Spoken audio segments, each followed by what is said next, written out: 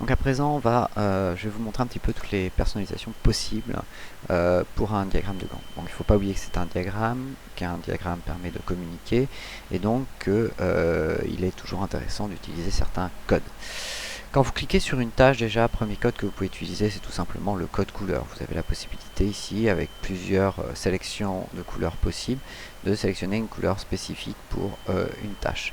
Quand vous cliquez sur OK, vous voyez la tâche va passer obligatoirement et automatiquement dans la couleur que vous aurez choisie, ce qui permet après d'instaurer des codes couleurs selon les types de choses à réaliser. Ça, c'est le premier point. Deuxième point, vous avez la possibilité, toujours sur une tâche, de tout simplement rajouter aussi une sorte de graphisme au-dessus de vos éléments. Ce qui va nous donner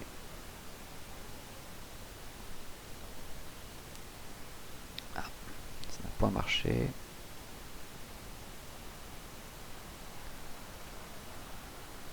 Décidément, il ne veut pas l'afficher. Alors j'ai dû zapper quelque chose dans la planification. Non, il ne veut pas me l'afficher. Bon, j'ai dû oublier un truc. Ensuite, nous avons, et ça c'est plus intéressant, dans édition préférence, nous avons un certain nombre de paramètres intéressants. Pour notamment la partie qui s'appelle donc propriété du diagramme de Gantt, on a la possibilité donc d'afficher une ligne rouge pour désigner le jour de la semaine où on est. On a la possibilité d'afficher une date et une fin de projet directement sur le diagramme. On a la possibilité ici de gérer les styles d'affichage pour le week-end. Mais surtout, et ça c'est très important, on a la possibilité ici, devant chaque tâche ou au-dessus de chaque tâche, de rajouter certaines choses. Exemple, le responsable, la progression, la durée de la tâche. Je vais vous faire un exemple, je vais vous rajouter ici la durée de la tâche et en dessous le responsable. Je clique sur OK et comme vous pouvez le voir, au-dessus de chaque tâche, j'aurai mon nombre de jours, le responsable de l'élément. Ici, on va pouvoir comme ceci, tout simplement, comme vous pouvez le voir, avoir un diagramme encore plus précis. On voit par la ligne rouge la journée qui est la journée de démarrage. On peut voir symbolisé par les deux lignes bleues la date de début, la date de fin. Voilà. Donc tout ça fonctionne parfaitement. C'est des petits éléments qui seront utiles si ensuite vous souhaitez plus facilement communiquer sur ce diagramme. Dernière chose, il faut souvent, bien entendu, l'imprimer.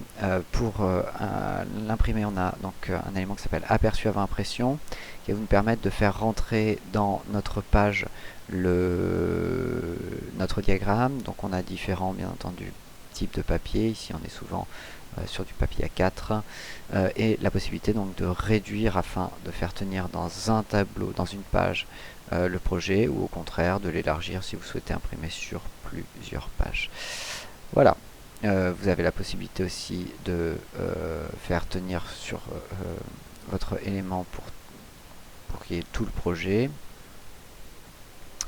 Une fois que vous avez fait ça, bien entendu, vous pouvez passer à l'impression. C'est ici quelque chose de totalement traditionnel ensuite pour ce qui s'agit de l'impression. Voilà, la formation sur Gantt Project est terminée. Dernière chose que j'ai à vous dire, c'est qu'ici vous avez un petit affichage du diagramme de perte si vous en avez besoin. Mais sinon, on n'a pas vu la totalité, mais vraiment les parties les plus importantes de ce logiciel. Pas grand chose qui me paraît vraiment essentiel pour l'utilisation de ce logiciel que vous devez connaître. Juste pour info, vous avez la possibilité de rajouter ici des notes qui vont venir se rajouter, voilà, à la ligne concernée et qui ne seront pas imprimés, hein, mais qui vous permettent de laisser des éléments concernant chaque tâche pour donner quelques indications pour les personnes qui ouvriraient ce diagramme de Gantt dans Gantt Project. Voilà, j'espère que cette formation vous aidera et vous a intéressé, a répondu aux questions que vous posiez concernant ce logiciel, et je vous attends pour de prochaines formations.